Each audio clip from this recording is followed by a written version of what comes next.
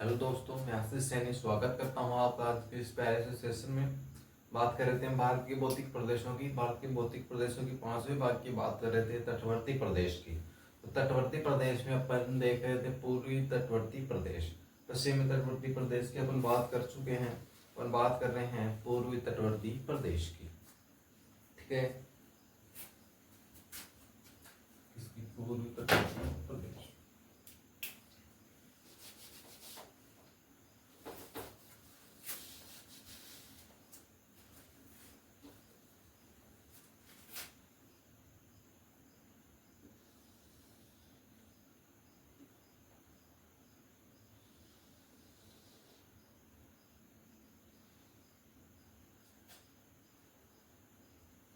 ये हो गया पश्चिमी तट,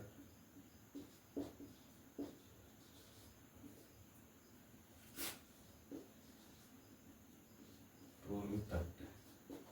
ठीक है, पश्चिमी तटवर्ती क्षेत्र की बात कर चुके हैं। आज अपन बात करने वाले हैं पूर्वी तट की, इसकी पूर्वी तटवर्ती प्रदेश की। ठीक है, आज अपन बात करने वाले हैं पूर्वी तटवर्ती प्रदेश की। बात करें पूर्वी तटवर्ती प्रदेश की। पूर्वी तटवर्ती प्रदेश है वो कहां से कहां तक है? कहां से कहां तक है? इसका स्वर्ण रेखा नदी से, स्वर्ण रेखा नदी से कहां तक है? कन्याकुमारी तक, कन्याकुमारी तक। ठीक है, कहां से? स्वर्ण रेखा नदी से कन्याकुमारी तक स्थित है। ठीक है, ये मैदान कैसे हैं? चौड़े मैदान है वो। कैसे हैं? चौड़े मैदान। पश्चिमी जो मैदान हैं उनकी तुलना में कैसे हैं?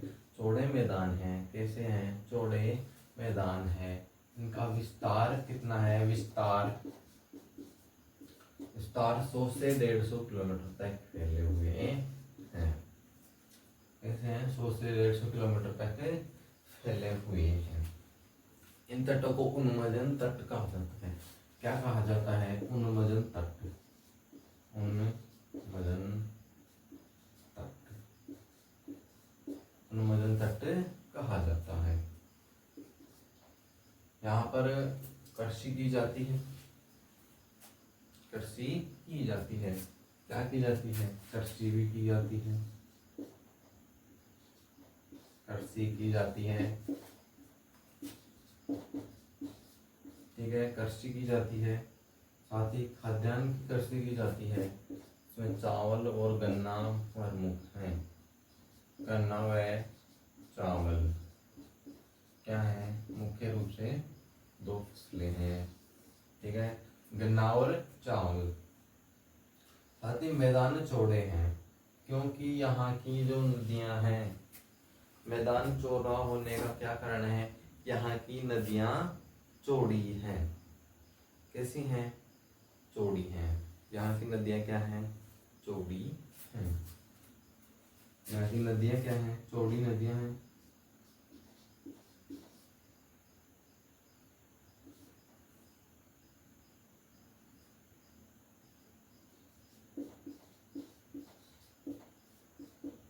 क्या करती हैं? डेल्टा बनाती हैं।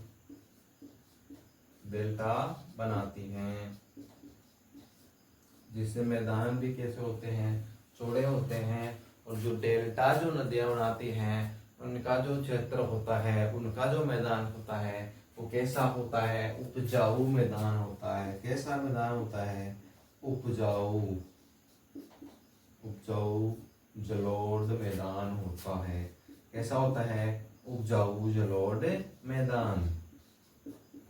ठीक है, उपजाऊ जलोढ़ मैदान होता है जो कृषि के लिए सर्वाधिक महत्वपूर्ण जो होता है वो कौन सा होता है? उपजाऊ जलोढ़ मैदान। ठीक है, एक चीज देखते हैं, जो नदी और जो तट है उनके पास गाद के रूप में मिट्टी इकट्ठी हो जाती है। इसके रूप में, गाद के रूप में मिट्टी इकट्ठी हो जाती है, जिससे कि अवरोध बन जाता है। प्रत्याशी बन जाती है तट और नदी के बीच में। इसी वजह से यहाँ लेगून झीलों का निर्माण होता है। लेगून झीलों का निर्माण गाद वाले क्षेत्र में पानी इकट्ठा हो जाता है ना नदी का, तो वहां पर क्या होता है, लेगून झीलों का निर्माण होता है। लेगून झीलों का निर्माण होता है। ये लेगून झीलें कैसी हैं, नदियों से बनी हुई झीलें हैं, तो पानी भी कैसा होगा, मीठा ही होगा। ठीक है, इन पानी कैसा है, मीठा है। इन लेगून झीलों में पानी कैसा है, मीठा। ठीक है,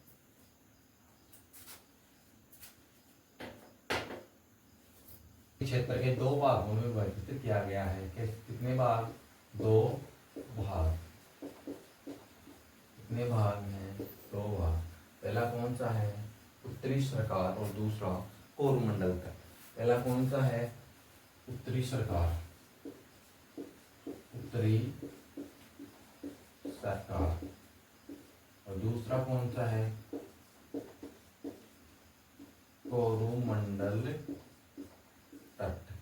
कौन सा है दूसरा, कोरोमंडल तट। ठीक है, देखें ये क्या है, भौतिक आधार पर है। ठीक है, विभाजन है पूर्वी तट का। कोरोमंडल तट नदियों के आधार पर जो बात करें,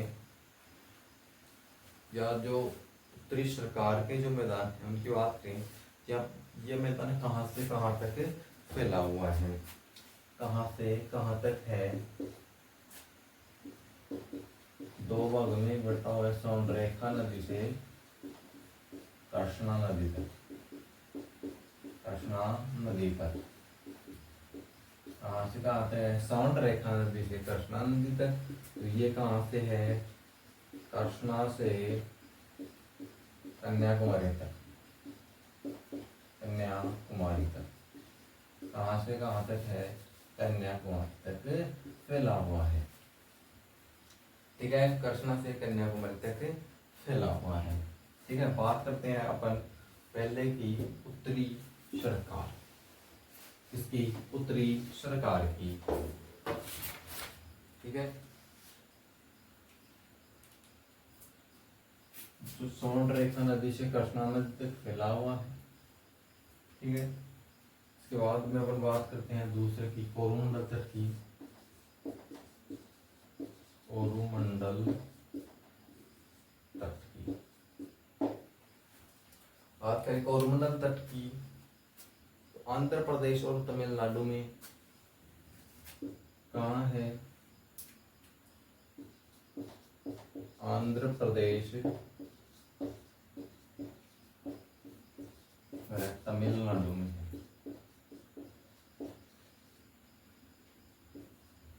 कहाँ है, आंध्र प्रदेश और तमिलनाडु में फैला हुआ है।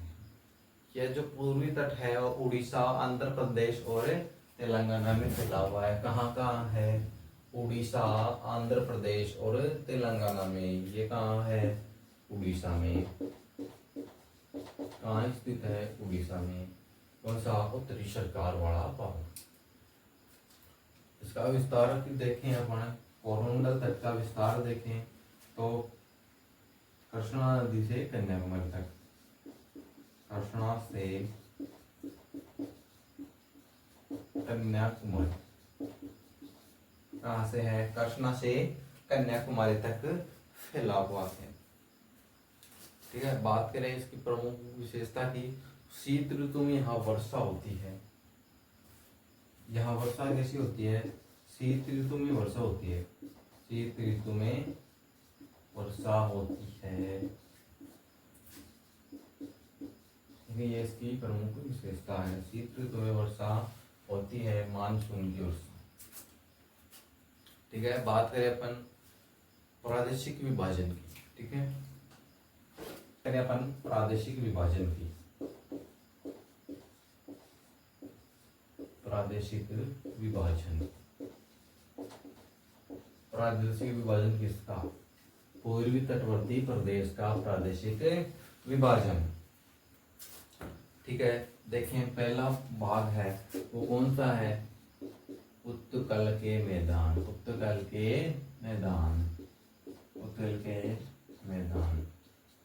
उत्कल जो राष्ट्रगान में जो उत्कल यूज में लिया जाता है वो उड़ीसा के लिए यूज में लिया जाता है। और ये एक तरीके से देखें तो कौन से हैं, उड़ीसा के मैदान। दूसरा कौन सा है, आंध्र के मैदान, आंध्रा के मैदान, आंध्रा के मैदान या आंध्र प्रदेश के मैदान। तीसरा है अपना तमिलनाडु के मैदान, तमिलनाडु के मैदान। ठीक है, एक चीज नोट लगा के लिख लेना भाई, तेलंगाना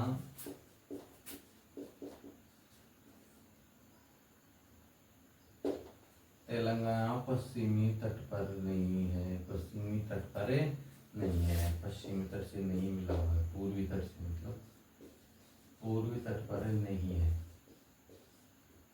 पूर्वी तट का भाग नहीं है। ये चीज लिख लेना भाई, इम्पोर्टेंट है, पूर्वी तट का भाग नहीं है।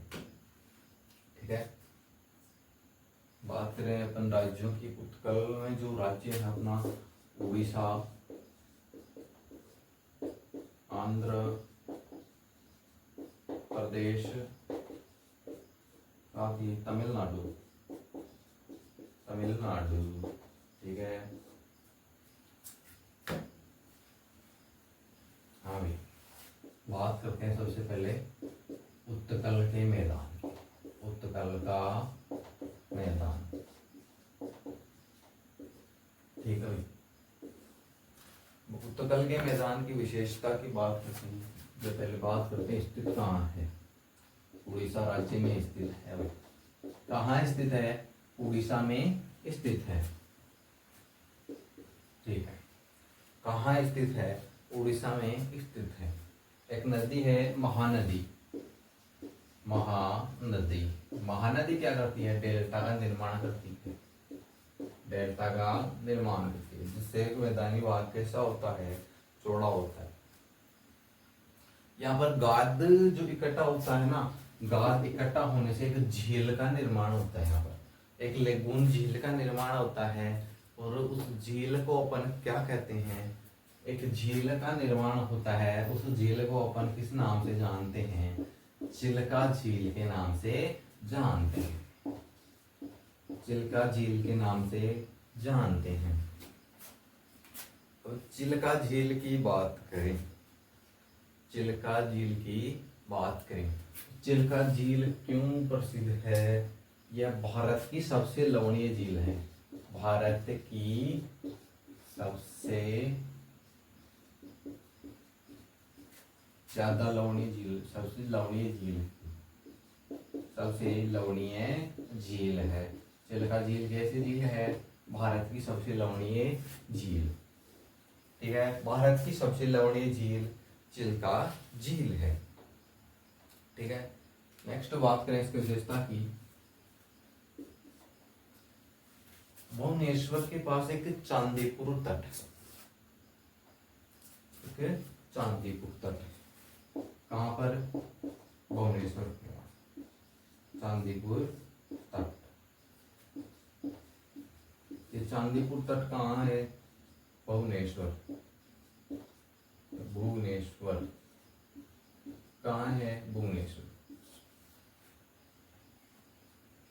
इन भाई साहब की क्या है विशेषता,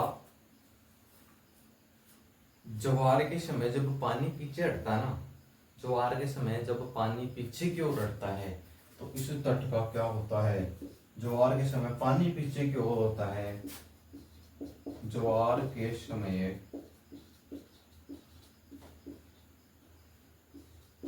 पानी पीछे हटता ना, वो 5 किलोमीटर तक पीछे चला जाता है। कितने, 5 किलोमीटर तक पीछे की ओर चला जाता है। कितना पीछे की ओर चला जाता है, 5 किलोमीटर तक पीछे की ओर चला जाता है। ठीक है, हाँ जी। बात करते हैं अपन दूसरा, आंध्रा के मैदान, आंध्रा के मैदान के, आंध्रा के मैदान।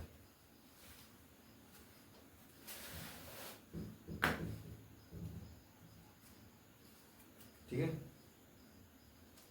आंध्रा के मैदान की। आंध्र प्रदेश में बताइए, कृष्णा और गोदावरी डेल्टा बनाती हैं। कृष्णा व गोदावरी, कृष्णा और गोदावरी नदी क्या करती हैं? डेल्टा का निर्माण करती हैं। कृष्णा और गोदावरी नदी क्या बनाती हैं? डेल्टा बनाती हैं, जिसमें अवसाद इकट्ठे होते हैं, जिसमें अवसाद इकट्ठे होते हैं, अवसाद इकट्ठे होते हैं, गाद इकट्ठा होता है, झील का निर्माण होता है। और झील कौन सी है? तो झील कौन सी है? उल्लेख झील का निर्माण होता है। एक झील का निर्माण होता है, अवसाद उपकरण झील का निर्माण होता है। कौन सी झील है? कोलेक झील, कोलेक झील। कोलेक झील है, ये मीठे पानी की झील है भाई। कैसी झील है? मीठे पानी की झील है, मीठे पानी की झील। कैसी है? मीठे पानी की झील है।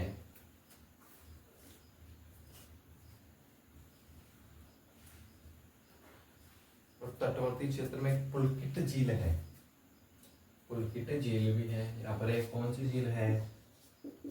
पुलकित झील है भाई, पुलकित झील।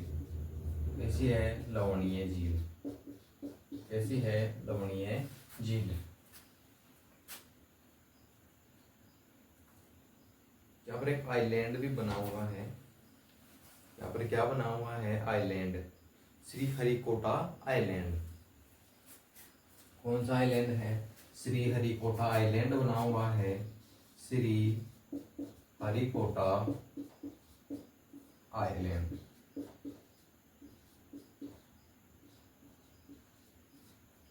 श्री हरिकोटा आइलैंड की बात करें तो इंडिया का जो स्पेस सेंटर है, जहां से रॉकेट लॉन्च की जाती है। हरिकोटा आइलैंड की विशेषता क्या है? इंडिया का जो स्पेस सेंटर है, India space centre, India space centre, जहां से क्या की जाती है? रॉकेट लॉन्च की जाती हैं, रॉकेट लॉन्च, रॉकेट लॉन्च की जाती है। यहाँ से क्या किया जाता है? रॉकेट लॉन्च किया जाता है। और इसी आंध्रा के मैदान में जो तट है, वहां पर कौन सा बंदरगाह है? विशाखापट्टनम बंदरगाह है, विशाखापट्टनम। कौन सा बंदरगाह स्थित है? विशाखापट्टनम बंदरगाह है स्थित है। ठीक है, बात करें तीसरे पार्ट की, तमिलनाडु के मैदान, तमिलनाडु के मैदान की।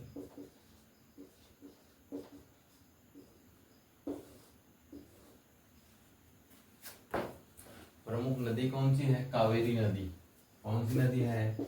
कावेरी नदी, कावेरी नदी। डेल्टा कौन बनाती है? कावेरी नदी, डेल्टा बनाती है कावेरी नदी। उपजाऊ मैदान है, चावल के लिए प्रसिद्ध है। उपजाऊ मैदान है। कैसे है मैदान? उपजाऊ मैदान, उपजाऊ मैदान।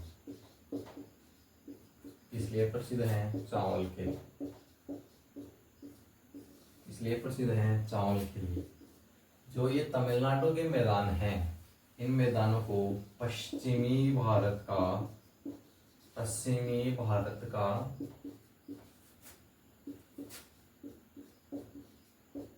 चावल का कटोरा कहा जाता है। चावल का कटोरा क्या कहा जाता है? पश्चिमी भारत का चावल का कटोरा। क्या कहा जाता है? पश्चिमी भारत का चावल का कटोरा। ठीक है।